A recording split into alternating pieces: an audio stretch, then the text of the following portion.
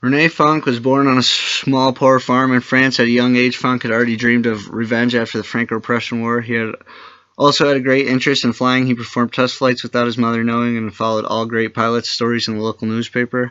When the time came for the country to mobilize, he answered the call, and it was a better opportunity than staying on the farm. The memoir written by Fonck, Ace of Aces, gives great insight into means what it takes to be a great, successful pilot in World War I, the problems pilots faced, nationalism, and a one-on-one battle experience unlike any other. The enlistment process were some of Fonck's worst memories. All enlisters were forced to do a construction on bridges and fortifications as a form of basic training. Once Fonck was mobilized, he longed to touch his first plane. Inexperienced pilots were not allowed to touch aircraft because the slightest malfunction could cause the plane to crash. The Caudron G3 was Fonck's first plane. Fonck encounters his first enemy in this plane and is both screamed by each other at top speeds to show their markings. Fonck's plane was a biplane like this and was often not equipped with a machine gun and was very cumbersome and slow. Luckily, the enemy retreated, though, and he was unarmed. He was still very inexperienced and thought enemies would be easy to destroy but hard to encounter in the first place. Some of his first flights were flown over an area which he lived and loved, and he found profound enthusiasm in defending what was actually his, and he hoped his family would be able to watch him take down his first kill. This is the SPAD 7, his first fighter, his real first fighter plane. This is where he began his hunt with the Storks. He claimed his first single-seater victories in May of 1917. Fonck's greatest victories were scored in the next fighter here. This is the greatest and most incomparable fighter in World War I. This fighter is called the SPAD 13 and was also Fonck's favorite. It was fast and strong. Rene Fonck was an extraordinary pilot in the war, flying for the French. He racked up 75 confirmed victories in the air and many more unofficial victories behind enemy lines. His flying skills and courage were matched by other pilots, but he arguably had the best shooting ability of any pilot in World War I. The airplane's heightened military importance and expansion of military roles coincided with heightened aviation mobilization by all powers to wage the bitter war of attrition. This rapid evolution of air power demonstrated the signal importance of aero engines, the heart of the airplane, and France displayed the best ability to manufacture these high-powered engines in great quantity. France's ability to pump out the Hispaniola-Suiza engine and the thick-wing SPAD fighters would soon turn the tide of the air war. German fighters began to only engage when they wanted and often escaped or held their ground till the death. Technology was advantageous or extremely opposite a disadvantage when it came to air combat. Both sides were racing to create better planes. Fonck had a multiple transformation in his plays, and with that came new opportunities on the battlefield. Fonck also recalls the grave challenges that came with the new technology, along with malfunctions and issues with the current and old technology used. For example, some planes were made with fuel tanks on top of engines, and most would combust in midair. The famed Fokker triplane is a German aircraft that was dreaded by Allies until the introduction of the SPAD fighter. These planes were flown by German aces such as Manfred von Richthofen or the Red Baron, who tallied 5 more official victories than Fonck, which totaled 80 confirmed aerial victories, making him arguably one of the best aces of World War I. However, he was shot down and killed in combat of 1918, which was the fate of practically all aces in World War I, with the exception of Rene Fonck. This not only explains how dangerous it was to be a pilot in World War I, but it also gives insight into the purity and skill of Fonck as a pilot. People say he was lucky, but given the statistics, his survivability could not be based on luck alone. He was by far the best pilot in World War I, given the amount of official victories and the fact that he survived, and not only survived, but came out unwounded. While flying over the fields of Champagne, French were crawling toward the enemy lines. Fonck felt great pride watching this from above as some of the Germans were retreating. He had a great sense of pride for the men who were fighting for France. He was shot down and the motor stopped, and he was forced to land between 2 trenches with bullets and artillery shells whistling by and crashing all around him.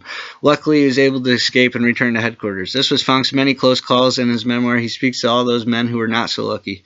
He speaks to how the squadron was full of holes almost daily and that the pilots were replaced quickly by young, inexperienced pilots just like himself. With all the loss, there was little remorse, and the squadron as a whole went on with much enthusiasm. Young pilots were used almost endlessly. They were more than likely to be wounded or killed every time the World War I pilot took flight. No matter if you were a soldier or a pilot on the French forces, all still held a grudge from the Franco-Prussian War and still had a longing to strike the enemy where it hurts. They had a hatred for the Hun pilots and were considered heroes based on the number of aerial victories or kills they had. Depicted here is what believed as Fonck's aerial victories. One can imagine these war-torn battlefields strung up with these metal machines mangled across them. Occasionally some planes were captured and researched, as the arms race was never over until the end of the war. The French and German air aces constantly trying to get others to surrender their planes in order to gain an advantage on the other side. Some aces preferred to hunt alone and would often go up without permission, scoring kills and returning safely. There are many examples of Rene Fonck's dogfights and duels. His first 6 duels did not bring him a victory. However, the combat itself and the feeling of bullets and shells exploding upon entering airspace, the man-on-man duel between 2 aircrafts, and the experience of everything that has to do with flight, including weather and physical experience, are profound and thrilling. Rene Fonck gets his most thrills from his flights. He is also happy that he is a pilot and not an infantry. Eventually, he becomes well known for his accomplishments. Rene became a tactician in the air. His tactical strategy and whips helped him score a number of kills in a single-seater SPAD. One of these trips over enemy lines, Fonck recalls a little trick he played on the Germans. Fonck watched as the plane took off from the ground below. He had no doubt that the Fritz were experimenting with a new fighter, as it was heavily guarded by 5 other aircraft. He zoomed past them, past the 2 guarding planes, who did not suspect anything, as Fonck had come from way behind enemy lines. His first burst of fire sent the prototype into flames. The rest of the planes tried to get him, but he escaped without harm. He remembers laughing at how German pilots would be in hot water for the protection they provided. Fonck claims to have 100 victories or more, but he was alone behind enemy lines, so they could never be confirmed or made official.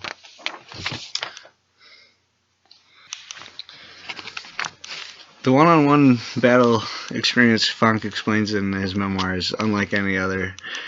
Him and another pilot go back and forth multiple times, and both times they miss each other, and they never seen each other again. So he longed to have his revenge on this opponent who killed his friend Guynemeyer, who is also another French hero of the time.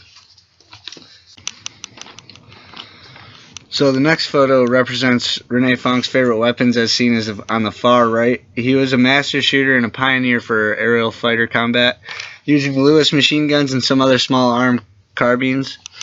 One cannot put into words the difficulty that must have came with firing these weapons while also maneuvering a plane at hundreds of miles an hour at extreme elevations and temperatures. Most opinions I have come across stating Fonck deserves the utmost respect for his success as a pilot in World War I. His bravery and skill are simply unmatched, and that is why he survived unwounded. I have repeated this because his feats are simply incomparable, because no one else compares, and the people who did compare at the time were most likely dead by the end of the war.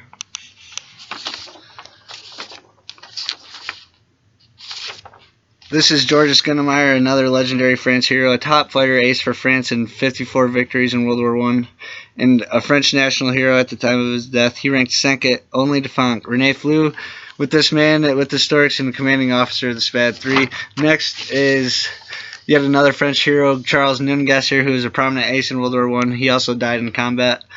He totaled 45 victories. And finally, we have Albert Duelin, who commanded the SPAD 73 and had 20 victories to his credit. Fonck includes these individuals because they are people who, like him, fought for France at an individual level. He wishes that everyone mourn the heroes who have fallen and not to forget the victories and the precedent they set for many young men throughout France and the Allied Europe.